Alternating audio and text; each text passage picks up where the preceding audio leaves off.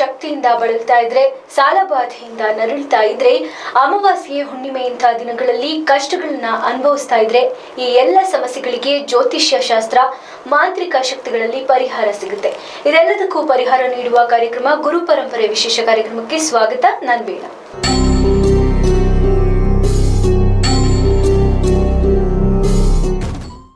ಇವತ್ತಿನ ಕಾರ್ಯಕ್ರಮದಲ್ಲಿ ನಮ್ಮೊಟ್ಟಿಗಿದ್ದಾರೆ ಖ್ಯಾತ ಜ್ಯೋತಿಷ್ಯ ಶಾಸ್ತ್ರಜ್ಞರು ಹಾಗೂ ಮಾಂತ್ರಿಕ ಶಕ್ತಿ ಅಮಾನುಷ ಶಕ್ತಿ ಸಾಧಕರು ಆಗಿರುವಂತಹ ಶ್ರೀಮತಿ ಕೃಪಾರವರು. ಅವರನ್ನ ಕಾರ್ಯಕ್ರಮಕ್ಕೆ ಸ್ವಾಗತ ಮಾಡೋಣ. ಮೇಡಮ್, ಕಾರ್ಯಕ್ರಮಕ್ಕೆ ಸ್ವಾಗತ. ತಮಗೂ ಸ್ವಾಗತ. ಹಾಗೆ ನನ್ನೆಲ್ಲ ಪ್ರೀತಿಯ ವೀಕ್ಷಕರಾಗಿರುವಂತಹ ಶ್ರೀ ವಿಜಯ ಟಿವಿ 24 ಕನ್ನಡ ವೀಕ್ಷಕರಿಗೂ ಸ್ವಾಗತ ಅಂತ ಹೇಳ್ತಾ, ದೀಪಾವಳಿ ಹಬ್ಬಗಳಿಗೆ ಅಲ್ಲಿ ಮಾಡುವಂಥ ಸಣ್ಣ ಪರಿಹಾರವನ್ನು ಕೊಡ್ತೀನಿ. ಸೊ ಹಾಗೆ ಕಳೆದ ಸಂಚಿಕೆಯಲ್ಲಿ ನಾನು ಮಾಟ ಮಂತ್ರದ್ದು ಮಾಡಿದೆ, ಅದಕ್ಕಿಂತ ಮುಂಚಿನ ಸಂಚಿಕೆಯಲ್ಲಿ ಕುಲದೇವತೆದು ಮಾಡಿದೆ.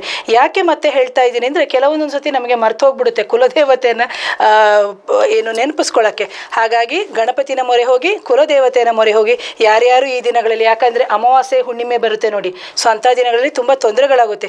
ಈ ದೀಪಾವಳಿ ಅಮಾವಾಸ್ಯೆ ಅಂತ ತಗೊಂಡಾಗ ನಾನು ಹೇಳಿದೆ ಕತ್ತಲಿನಿಂದ ಬೆಳಕಿನ ಕಡೆಗೆ ಹೋಗೋದು ಅಂತ. ತ್ರಯೋದಶಿ ಚತುರ್ದಶಿ ಅಮಾವಾಸ್ಯೆ, ತ್ರಯೋದಶಿ ಚತುರ್ದಶಿ ಹುಣ್ಣಿಮೆ, ಈ ದಿನಗಳಲ್ಲೇ ಯಾರ್ಯಾರಿಗೆ ಮಾಂತ್ರಿಕ ಪ್ರಯೋಗಗಳಾಗಿರುತ್ತೆ ಅಥವಾ ಜಿನ್ನಾತುಗಳಾಗಿರ್ಬೋದು, ಭೂತ ಪ್ರೇತ ಪಿಶಾಚಿ ಮಾಂತ್ರಿಕ ಬಾಧೆಗಳಿಂದ ಯಾರಾದರೂ ಅನುಭವಿಸ್ತಾ ಇದ್ರೆ, ಜೊತೆಗೆ ಯಾರಾದರೂ ಮೈ ಹಿಡಿಸಿದ್ರೆ, ಜೊತೆಗೆ ಮೈ ಹಿಡಿದಿದ್ರೆ ಯಕ್ಷಿಣಿಗಳಾಗಿರ್ಬೋದು, ಮೋಹಿನಿಗಳಾಗಿರ್ಬೋದು, ಅಪ್ಸರೆಗಳಾಗಿರ್ಬೋದು, ಈ ಥರ ಎಲ್ಲ ವಿಷಯಗಳಿದೆ ಇಂದ್ರಜಾಲದಲ್ಲಿ, ಅಂದರೆ ಅಥರ್ವರ್ಣ ವೇದದಲ್ಲಿ. ಸೊ ಹಾಗಾಗಿ ಪ್ರಿಯ ವೀಕ್ಷಕರು, ಯಾರ್ಯಾರು ಅಮಾವಾಸ್ಯೆ ದಿನ ಅಂತ ನೀವು ನೋಡ್ಬೋದು. ನಾ ಹೇಳಿದೆ ಶನಿವಾರ, ಭಾನುವಾರ, ಸೋಮವಾರ ಕೆಲವರು ಪಾಡ್ಯದಲ್ಲೂ ಸಫರ್ ಆಗ್ತಾರೆ. ಅಂದರೆ ಸಫರ್ ಮೀನ್ಸ್ ತೊಂದರೆ ಅಂತ ಅನುಭವಿಸ್ತಾರೆ. ಜ್ವರ ಬರುವಂಥದ್ದು, ಮೈ ಕೈ ನೋವು ಬರುವಂಥದ್ದು, ಮೈ ಭಾರ ಆಗುವಂಥದ್ದು, ಸೊ ಈ ಥರ ಎಲ್ಲ ಅನುಭವಿಸ್ತಾ ಇರ್ತಾರೆ. ಸೊ ಅಂಥವ್ರು ಯಾರಾದರೂ ಇದ್ದರೆ, ಸೊ ಖಂಡಿತವಾಗ್ಲೂ ಏನು ಮಾಡಬೇಕು ಅಂತಂದರೆ, ಸಾಧ್ಯ ಆದರೆ ಕೆಲವು ಪರಿಹಾರಗಳನ್ನ ನೀವು ಮನೇಲೇ ಮಾಡ್ಕೋಬೋದು. ಸೊ ಈ ಪರಿಹಾರವನ್ನು ನಾನು ಕೊನೆಯಲ್ಲಿ ಹೇಳ್ತೀನಿ, ಇಲ್ಲದಿದ್ದರೆ ಸಾಧ್ಯವಾದರೆ ನೇರವಾಗಿ ಬಂದು ಭೇಟಿ ಮಾಡ್ಬೋದು. ಹೇಳಿ ಮೇಡಮ್. ನೀವು ಕಾರ್ಯಕ್ರಮದಲ್ಲಿ ಕಳೆದ ಸಂಚಿಕೆಯಲ್ಲಿ ಹೇಳ್ತಾ ಇದ್ರಿ ವಾಮಾಚಾರದ ವಿಧಗಳು ಮತ್ತು ತೊಂದರೆಗಳು ಯಾವ್ಯಾವುದು ಅಂತ. ಈಗ ವಾಮಾಚಾರದಲ್ಲಿ ಎಷ್ಟು ವಿಧ ಇದೆ, ಇದ್ರೆ ಅದರ ಪರಿಹಾರಗಳೇನು? ಸೊ ನಾನು ಕಳೆದ ಸಂಚಿಕೆಯಲ್ಲಿ ಹೇಳಿದೆ ವಾಮಾಚಾರದ ವಿಧಗಳು ಅಂತ ಹೇಳಿದಾಗ ಆಕರ್ಷಣ ಆಗಿರ್ಬೋದು, ವಶೀಕರಣ ಆಗಿರ್ಬೋದು, ಮೋಹನ ಆಗಿರ್ಬೋದು, ಸ್ತಂಭನ ಆಗಿರ್ಬೋದು, ವಿದ್ವೇಷಣ ಆಗಿರ್ಬೋದು, ಮಾರಣ ಕ್ರಿಯೆಗಳು ಅಂತ. ಯಾಕಂದರೆ ಕೆಲವೊಂದೊಂದು ಸಂದರ್ಭದಲ್ಲಿ ಏನೂ ಮಾಡೋಕ್ಕಾಗಿಲ್ಲ ಅಂದಾಗ ಮಾರಣ ಕ್ರಿಯೆಯನ್ನು ಮಾಡಿಸ್ಬಿಡ್ತಾರೆ. ಸೊ ಆ ಥರ ಒಂದು ತೊಂದರೆಗಳನ್ನು ಮಾಡುವಂತಹ ಜನಗಳು ಇದ್ದಾರೆ. ಸೊ ಇವತ್ತಿನ ವಿಷಯ ನಾನು ಏನು ತೊಗೊಂಡಿದ್ದೀನಿ ಅಂದರೆ ಆಕರ್ಷಣ ವಿಚಾರವಾಗಿ. ಸೊ ಹಾಗಾಗಿ ಷಟ್ಕರ್ಮಗಳಲ್ಲಿ ಇವೆಲ್ಲ ಬರುವಂಥದ್ದು. ಸೊ ಅಥರ್ವರ್ಣ ವೇದದಲ್ಲಿ ಅಂಗೀರಸ ಮಹರ್ಷಿಗಳು ಮಾಡಿರುವಂತಹ ಒಂದು ಕಾನ್ಸೆಪ್ಟ್ ಆಗಿದೆ ಇದು. ಸೊ ಅದು ಯಾಕೆ ಹೇಳ್ತಾ ಇದ್ದೀನಿ, ಇದನ್ನು ಟಚ್ ಮಾಡ್ತಾ ಇದ್ದೀನಿ ಅಂದರೆ, ಕೆಲವೊಂದೊಂದು ಸಮಯದಲ್ಲಿ ನಮಗೆ ಹಳೆಯದನ್ನ ಎಪಿಸೋಡ್ ನೋಡೋಕ್ಕಾಗಿರಲಿಲ್ಲ ಮೇಡಮ್ ಅಂತ ಕೆಲವರು ಕೇಳ್ಕೊತಾರೆ. ಸೊ ಅಂಥ ಸಂದರ್ಭದಲ್ಲಿ ಮಾಂತ್ರಿಕ ಪ್ರಯೋಗದಿಂದ ಹೊರಗಡೆ ಬರುವ ರೀತಿ. ಸೊ ಕೆಲವರು ವಶೀಕರಣ ಮಾತ್ರ, ಯಾಕಂದರೆ ಕೆಲವರು ಹೇಳ್ತಾರೆ ಗಂಡು ಹೆಣ್ಣು ವಶೀಕರಣ, ಗಂಡು ಹೆಣ್ಣು ಅಂತಂತ. ವಶೀಕರಣ ಅಂತ ತಗೊಂಡಾಗ ಅದರಲ್ಲೇ ಬೇರೆ ಥರ ವಶೀಕರಣ ಇದೆ.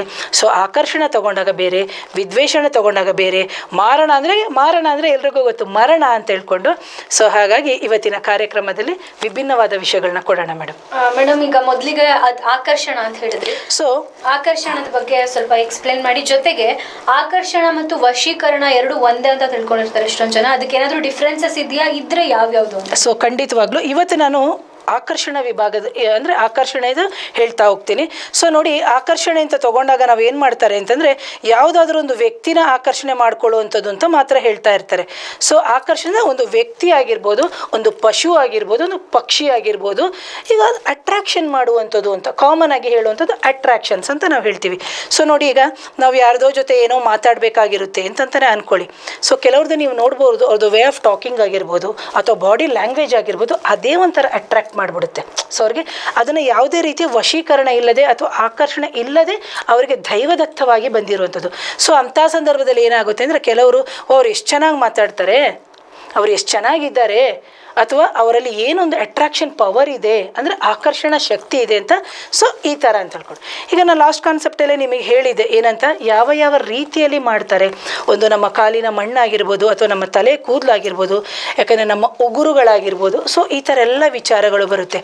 ಸೊ ಹಾಗಾಗಿ ಆಕರ್ಷಣೆ ಅಂತಂದಾಗ ಬರೀ ಕೆಟ್ಟದು ಅಂತ ಮಾತ್ರ ತಿಳ್ಕೊಬೇಡಿ ಪ್ರಿಯ ವೀಕ್ಷಕರೇ. ಯಾಕಂದರೆ ಕೆಲವೊಂದು ಆಕರ್ಷಣೆ ಅಂತ ಬಂದಾಗ ನೋಡಿ, ನಾವು ದೀಪಾವಳಿ ಹಬ್ಬದ ದಿನಗಳಲ್ಲಿ ಆಕರ್ಷಣ ಯಂತ್ರಗಳಿರುತ್ತೆ, ಸೊ ಮಂತ್ರಗಳಿರುತ್ತೆ. ಸೊ ಹಾಗಾಗಿ ಈಗ ಆಕರ್ಷಣೆ ಅಂದಾಗ ಕೆಟ್ಟದ್ದು ಮಾತ್ರ ತಿಳ್ಕೊಬಾರ್ದು. ಯಾಕಂದರೆ ಈಗ ನಾವು ಒಂದು ಧನಾಕರ್ಷಣೆ ಮಾಡಬೇಕು. ನಾನು ನಿಮಗೆ ಲಾಸ್ಟ್ ಕಾನ್ಸೆಪ್ಟಲ್ಲಿ ನಾನು ನಿಮಗೆ ತೋರಿಸಿದೆ, ಒಂದು ದೀಪ, ಶಂಖ ಮತ್ತು ತುಪ್ಪ ಇವೆಲ್ಲವನ್ನು ಹಚ್ಕೊಂಡು ಆಕರ್ಷಣೆ ಮಾಡಿಕೊಳ್ಳುವಂಥದ್ದು ಅಂತ, ಅಂದರೆ ನಮಗೆ ಧನಾಕರ್ಷಣೆ ಅಂತ. ಸೊ ಇದು ಇಲ್ಲಿ ಏನು ಬಂತು, ಆಕರ್ಷಣೆ ಅಂತ, ಅದರ ಒಳ್ಳೆಯದಕ್ಕಾಗಿ ಅಂತ. ಸೊ ಇದು ಕೆಟ್ಟದು ಅಂತ ತಗೊಂಡಾಗ ಯಾವುದೋ ವ್ಯಕ್ತಿನ ನಾವು ಆಕರ್ಷಣೆ ಮಾಡಿ ಕಂಟ್ರೋಲಲ್ಲಿ ಇಟ್ಕೊಂಡ್ಬಿಡ್ತಾರೆ. ನೀವು ನೋಡಿರ್ಬೋದು, ಎಷ್ಟೋ ಜನ ಹೇಳ್ತಾರೆ ಅದು ಏನು ವಶ ಮಾಡಿಬಿಟ್ಟಿದ್ದಾರೋ ಅವಳು, ಅಥವಾ ಏನು ವಶ ಮಾಡಿದನೋ ಗೊತ್ತಿಲ್ಲ, ಹೋಗ್ಬಿಟ್ಟು ಅವಳ ಕೈಲಿ ಸಿಕ್ಕಾಕೊಂಡ್ಬಿಟ್ಟಿದ್ದಾಳೆ, ಅದರಿಂದ ಹೊರಗಡೆ ಬರೋಕ್ಕೇ ಆಗ್ತಾ ಇಲ್ಲ ಅಂತ. ಸೊ ಅದು ಬಂದು ವಶೀಕರಣದಲ್ಲಿ ಬರುತ್ತೆ. ವಶೀಕರಣದಲ್ಲಿ ವಶ ಮಾಡಿಕೊಳ್ಳುವಂಥದ್ದು ಅಂತ. ಸೊ ಸ್ವಲ್ಪ ಆಕರ್ಷಣೆಗೂ ವಶೀಕರಣಕ್ಕೂ ವಿಭಿನ್ನವಾದ ಒಂದು ವ್ಯತ್ಯಾಸ ಇದೆ ಪ್ರಿಯ ವೀಕ್ಷಕರೇ. ಸೊ ಈಗ ನೀವು ನೋಡ್ಬೋದು, ಒಂದು ಗಿಳಿನಾಗಿರ್ಬೋದು ಅಥವಾ ಒಂದು ನಾಯಿಯನ್ನಾಗಿರ್ಬೋದು ಅಥವಾ ಒಂದು ಆನೆಯನ್ನಾಗಿರ್ಬೋದು ಆಕರ್ಷಣೆ ಮಾಡಿಟ್ಕೊಂಡು ಅದನ್ನು ಪಳಗಿಸುವಂಥದ್ದು. ಸೊ ಅದೆಲ್ಲ ಯಾವುದರಲ್ಲಿ ಬರುತ್ತೆ, ಆಕರ್ಷಣೆದರಲ್ಲೇ ಬರುತ್ತೆ. ಅಂದರೆ ಅದನ್ನು ಅಟ್ರಾಕ್ಷನ್ ಮಾಡ್ಕೊಳ್ಳುವಂಥದ್ದು, ನಾವು ಹೇಳಿದ ರೀತಿಯಲ್ಲಿ ಕೇಳುವಂಥದ್ದು ಮಾಡುತ್ತಲ್ವ. ಸೊ ಅದನ್ನು ಆಕರ್ಷಣೆಗೆ ಒಳಗೆ ಮಾಡಿಕೊಂಡು ಆ ನಂತರದ ದಿನಗಳಲ್ಲಿ ಅವರು ಏನು ಮಾಡ್ತಾರೆ, ಅದರಿಂದ ಕೆಲಸವನ್ನು ಮಾಡಿಸುವಂಥದ್ದು ಅಂತ. ಸೊ ಹಾಗೇನೇ ಇನ್ನೊಂದು ಏನು ಹೇಳ್ತೀನಿ ಅಂದರೆ ಧನಾಕರ್ಷಣೆ. ಈಗ ನಾನು ಪ್ರಯೋಗಗಳು ಕೊಟ್ಟಾಗ ಧನಾಕರ್ಷಣೆ ಪ್ರಯೋಗಗಳನ್ನ ಕೊಡ್ತೀವಿ. ಹಾಗೇನೇ ಇನ್ನೊಂದು ಏನು ಹೇಳ್ತೀವಿ ಅಂದರೆ ಅಧಿಕಾರದ ಆಕರ್ಷಣೆ ಅಂತ ಹೇಳ್ತೀವಿ. ಕರೆಕ್ಟಾ?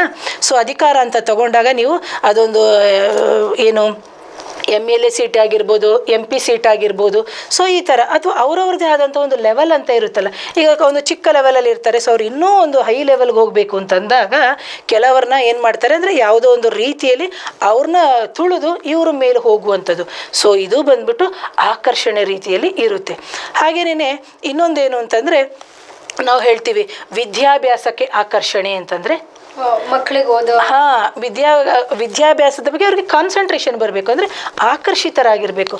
ಸೊ ಅಂಥ ಸಂದರ್ಭದಲ್ಲಿ ನಾವೇನು ಮಾಡ್ತೀವಿ, ವಿದ್ಯಾಭ್ಯಾಸಕ್ಕೆ ತಗೊಂಡಿರುವಂತಹ ಒಂದು ಆಕರ್ಷಣೆಯನ್ನು ಅಂದರೆ ಯಾವುದು, ಇದು ಒಳ್ಳೆ ಥರದ ಪ್ರಯೋಗಗಳು. ಕರೆಕ್ಟಾ? ಆಕರ್ಷಣೆ ಅಂತಂತ. ಸೊ ಇದು ಕೆಟ್ಟ ಥರದ್ದು ಅಂತ ತೊಗೊಂಡಾಗ ನಾವೇನಾಗುತ್ತೆ ಅಂತಂದರೆ, ಈಗ ನೋಡಿ ಎಕ್ಸಾಂಪಲ್ಸ್ ಹೇಳೋದಾದರೆ, ಯಾರೋ ಒಬ್ಬರು ವ್ಯಾಪಾರಕ್ಕೆ ಏನೋ ಒಂದು ಮಾಡಿಸ್ಕೊಂಡು ತಂದು ಒಳ್ಳೇದು ಅವ್ರ ಕಷ್ಟಕ್ಕೆ ಅವರು ಏನೋ ತಂದು ಮಾಡ್ಕೊಂಡಿರ್ತಾರೆ ಅಂತ ಅಂದ್ಕೊಳ್ಳಿ. ಅಂಥವ್ರನ್ನ ಇವರು ಸಪ್ರೆಸ್ ಮಾಡ್ಬಿಟ್ಟು, ಅಂದರೆ ಅಂಥವ್ರನ್ನ ಇವ್ರನ್ನ ತುಳಿದ್ಬಿಟ್ಟು ಇವ್ರು ಏನು ಮಾಡ್ತಾರೆ, ಇವರು ಅವಾಗ ಬರೋ ಗಿರಾಕಿಗಳನ್ನೆಲ್ಲ ಅಟ್ರಾಕ್ಷನ್ ಮಾಡ್ಕೊಳ್ಳೋದು, ಒಂದು ಆಕರ್ಷಣೆ ಮಾಡ್ಕೊಳ್ಳುವಂಥದ್ದು ಅಂತ. ಈಗ ಯಾವುದೋ ಒಂದು ವ್ಯಾಪಾರ ಮಾಡ್ತಾ ಇದ್ದಾರೆ ಅಂತ ಅಂದ್ಕೊಳ್ಳಿ. ವ್ಯಾಪಾರ ಮಾಡ್ತಾ ಇರಬೇಕಾದ್ರೆ ಎಷ್ಟೋ ಜನಕ್ಕೆ ಏನಾಗುತ್ತೆ, ನಮ್ಮಲ್ಲಿಗೆ ಬರಲಿ ಅಂತ ಹೇಳ್ಬಿಟ್ಟು ಒಂದು ಆಕರ್ಷಣೆ ಮಾಡ್ತಾರೆ. ಸೊ ಅದು ಶುಭವಾದ ಆಕರ್ಷಣೆ, ಅಥವಾ ಒಂದು ಕಲರಿಂಗ್ ಆಗಿರ್ಬೋದು, ಅಥವಾ ಒಂದು ದೇವತಾ ಶಕ್ತಿ ಆಗಿರ್ಬೋದು, ಒಂದು ಪರಿಹಾರಗಳನ್ನು ಮಾಡಿಕೊಂಡು.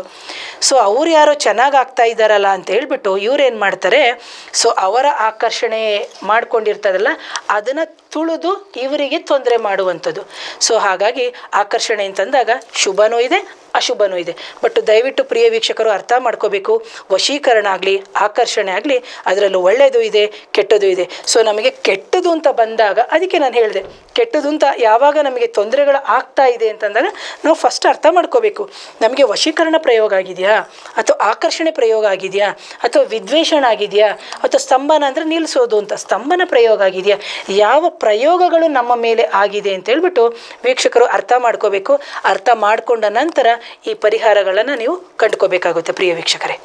ಮೇಡಮ್, ನೀವು ಮಾತನಾಡ್ತಾ ಹೇಳಿದ್ರಿ ಆಕರ್ಷಣೆಯಿಂದ ಆಗೋ ಪರಿಣಾಮಗಳು, ಇದರಲ್ಲಿ ಬೇರೆ ಬೇರೆ ವಿಧಗಳು ಇದೆಯಾ? ಸೊ ಖಂಡಿತವಾಗ್ಲೂ ಆಕರ್ಷಣೆ ಅಂತ ತಗೊಂಡಾಗ ನಾನು ಹೇಳಿದೆ, ಒಂದು ರಾಜರನ್ನ ವಶೀಕರಣ ಮಾಡ್ಕೊಳ್ಳೋದು. ಹಿಂದಿನ ಕಾಲದಲ್ಲಿ ರಾಜರನ್ನ ಯಾವ ರೀತಿ ವಶೀಕರಣ ಮಾಡ್ಕೊಳ್ಳೋದು, ಅದು ಮಂತ್ರಿಗಳಾಗಿರ್ಬೋದು, ಒಂದು ಸೇವಕರನ್ನಾಗಿರ್ಬೋದು. ಅಥವಾ ಇವತ್ತಿನ ದಿನಗಳಲ್ಲಿ ನೀವು ನೋಡ್ಬೋದು, ರಾಜಕೀಯದಲ್ಲಿ ನಾವು ಯಾವ ರೀತಿಯ ವಶೀಕರಣ ಮಾಡ್ಕೋತಾರೆ. ಜೊತೆಗೆ ನಾವು ಯಾವುದೋ ಒಂದು ಕೆಲಸ ಕಾರ್ಯಗಳಿಗೆ ಹೋಗಬೇಕಾದಾಗ ಅಲ್ಲಿ ಈಗ ಕೆಲವು ಏನು ಹೇಳ್ತೀವಿ, ನಮ್ಮ ಕೈ ಕೆಳಗಡೆ ಇರುವಂಥವ್ರು, ಸೊ ಅವರನ್ನು ಯಾವ ರೀತಿ ವಶೀಕರಣ ಮಾಡ್ಕೊಳ್ಳುವಂಥದ್ದು ಸೊ ಇದೆ. ಯಾಕಂದರೆ ಅದು ಆಕರ್ಷಣೆಗೂ ಬರುತ್ತೆ, ವಶೀಕರಣಕ್ಕೂ ಬರುತ್ತೆ, ಸ್ವಲ್ಪ ಡಿಫರೆನ್ಸ್ ಇದೆ.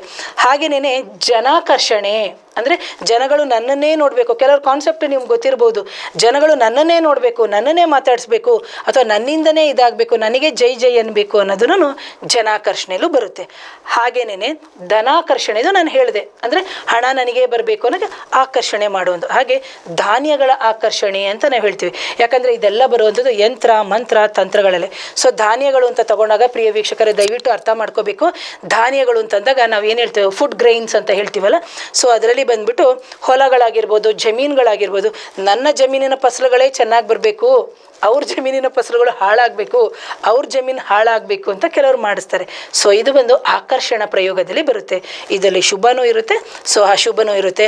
ಹಾಗಾಗಿ ಕೆಲವರು ಜಮೀನಲ್ಲಿ ಹೇಳ್ತಾರೆ, ಎಷ್ಟು ನಾವು ಗೋಧಿ ಹಾಕಿದ್ದೋ ಚೆನ್ನಾಗಿ ಬಂತು, ಭತ್ತ ಹಾಕಿದ್ದೋ ಚೆನ್ನಾಗಿ ಬಂತು, ಬಟ್ ಯಾಕೋ ಈ ಸತಿ ಫಲಗಳು ಚೆನ್ನಾಗಿ ಬರ್ತಾ ಇಲ್ಲ. ಸೊ ಇದಕ್ಕೆ ಕಾರಣ ಏನು ಅಂತಂದಾಗ ಅವ್ರು ಯಾರೋ ಇವರಲ್ಲಿ ಬರುತ್ತಿರುವಂಥ ಬೆಳೆಗೆ ಇವರು ಅಟ್ರಾಕ್ಷನ್ ಮಾಡಿಕೊಂಡು ಅಥವಾ ಇವರ ಮೇಲೆ ಪ್ರಯೋಗಗಳನ್ನು ಮಾಡಿಕೊಂಡು ಅವರ ಒಂದು ಏನು ಹೇಳ್ತೀವಿ ಧನಾಕರ್ಷಣೆನ ಇವರ ಸಂಪತ್ತಿನ ಕಡೆಗೆ ಆಕರ್ಷಣೆ ಮಾಡ್ತಾರೆ.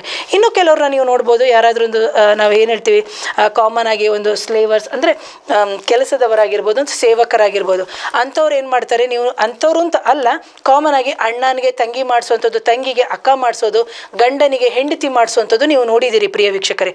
ಅಂತಹ ಸಂದರ್ಭದಲ್ಲಿ ಆ ಸಂಪತ್ತು ನನಗೆ ಕೊಡಬೇಕು. ಈಗ ನೀವು ಎಕ್ಸಾಂಪಲ್ಸ್ ನೋಡಿರ್ತೀರಿ ಮೇಡಮ್, ಏನಂತಂದರೆ ಒಂದು 60-40 ಮನೆ ಆಗಿರ್ಬೋದು ಅಥವಾ ಒಂದು ಅರ್ಧ ಎಕರೆ ಜಮೀನು ಆಗಿರ್ಬೋದು, ಅದು ನನಗೇ ಕೊಡಬೇಕು ಅಂತೆಲ್ಲ ಮಾಡಿಸ್ತಾರೆ. ಸೊ ಇದೆಲ್ಲ ಬರುವಂಥದ್ದು ಪ್ರಿಯ ವೀಕ್ಷಕರೇ ಆಕರ್ಷಣೆಗೆ ಒಳಗಾಗುವಂತಹ ಒಂದು ಏನು ತಾಂತ್ರಿಕ ಇದರಲ್ಲಿ ಅಥವಾ ನಾವು ಮಾಟ, ಮಂತ್ರ, ಯಂತ್ರ, ತಂತ್ರಗಳಲ್ಲಿ ಏನು ಹೇಳ್ತೀವಿ ಆಕರ್ಷಣ ವಿಭಾಗದಲ್ಲಿ ಬರುವಂಥದ್ದು ಪ್ರಿಯ ವೀಕ್ಷಕರೇ.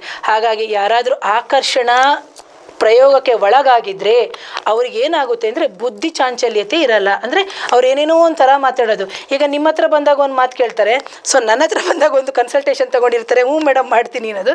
ಸೊ ಮತ್ತೆ ಮನೇಲಿ ಹೆಂಡತಿ ಹತ್ರ ಹೋಗಿ ಹೇಳೋದು, ಯಾಕೋ ಇವತ್ತು ಹೋಗಿದ್ದೆ, ಯಾಕೋ ಸರಿ ಬರಲಿಲ್ಲ, ಹೇಳಿದ್ದು ಮಾಡೋಕ್ಕಾಗಲ್ಲ ಅಂತ. ಅಂದರೆ ಯಾಕೆ ಅಂತಂದರೆ ಅವರ ಬುದ್ಧಿ ಚಾಂಚಲ್ಯತೆ ಅಥವಾ ಮನಸ್ಸು ಅಂತ ನಾವು ಏನು ಹೇಳ್ತೀವಿ, ಮನಸ್ಸಿಗೆ ಕಾರಕ ಬಂದು ಚಂದ್ರ ಆಗ್ತಾನೆ ಜ್ಯೋತಿಷ್ಯದಲ್ಲಿ, ಅಥವಾ ಅಮಾವಾಸ್ಯೆಗೆ ಬಂದಾಗ ಎಂದು ನಾವು ಹೇಳ್ತೀವಿ ಶುಕ್ಲ ಪಕ್ಷ ಆಗಿರ್ಬೋದು, ಕೃಷ್ಣ ಪಕ್ಷ ಆಗಿರ್ಬೋದು.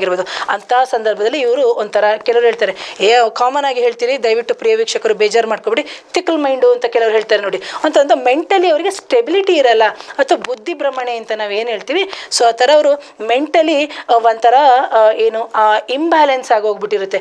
ಹಾಗಾಗಿ ಆ ಬ್ಯಾಲೆನ್ಸ್ ಇಲ್ಲದೆ ಇದ್ದಂಥ ಸಂದರ್ಭದಲ್ಲಿ ಆಕರ್ಷಣ ಪ್ರಯೋಗಕ್ಕೆ ಏನಾದರೂ ಒಳಗಾಗಿದ್ರೆ ಪ್ರಿಯ ವೀಕ್ಷಕರು, ಇಂತಹ ಸಂದರ್ಭದಲ್ಲಿ ಕೆಲವೊಂದೊಂದು ತಂತ್ರಗಳಾಗಿರ್ಬೋದು, ಮಂತ್ರಗಳಾಗಿರ್ಬೋದು, ಕೆಲವೆಲ್ಲ ಪರಿಹಾರ ಕ್ರಿಯೆಗಳನ್ನ ಮಾಡಿಕೊಂಡು ನೀವು ಹೊರ ಬರಬೇಕಾಗುತ್ತೆ. ಬಟ್ ಶುಭವಾದ ಏನು ಹೇಳಿದೆ ಅಧಿಕಾರ ಆಗಿರ್ಬೋದು ಅಥವಾ ಧನ ಆಗಿರ್ಬೋದು, ಸಂಪತ್ತಾಗಿರ್ಬೋದು, ಕೆಲವೆಲ್ಲ ಶುಭ ಮಾಡಿಕೊಂಡ್ರೆ ನಿಮಗೆ ಓಕೆ. ಬಟ್ ಬೇರೆಯವರಿಗೆ ನೀವು ತೊಂದರೆ ಮಾಡಿಬಿಟ್ಟು ವಿರೋಧತ್ವಗಳನ್ನು ಕಟ್ಕೊಂಡು, ದ್ವೇಷತ್ವಗಳನ್ನ ಕಟ್ಕೊಂಡು, ಜೊತೆಗೆ ಇನ್ನೊಬ್ಬರಿಗೆ ನಾವು ತೊಂದರೆ ಮಾಡುವಂಥದ್ದು ಈ ಕಾರ್ಯಕ್ರಮದ ಮುಖಾಂತರ ಅದನ್ನು ಮಾಡಬೇಡಿ ಅಂತ ಹೇಳ್ತೀನಿ ಮೇಡಮ್. ಮೇಡಮ್ ಮತ್ತಷ್ಟು ಮಾತನಾಡ್ತೀನಿ, ಆದರೆ ಅದಕ್ಕಿಂತ ಮುಂಚೆ ಗುರು ಪರಂಪರೆ ವಿಶೇಷ ಕಾರ್ಯಕ್ರಮದಲ್ಲಿ ಪುಟ್ಟ ಬ್ರೇಕ್.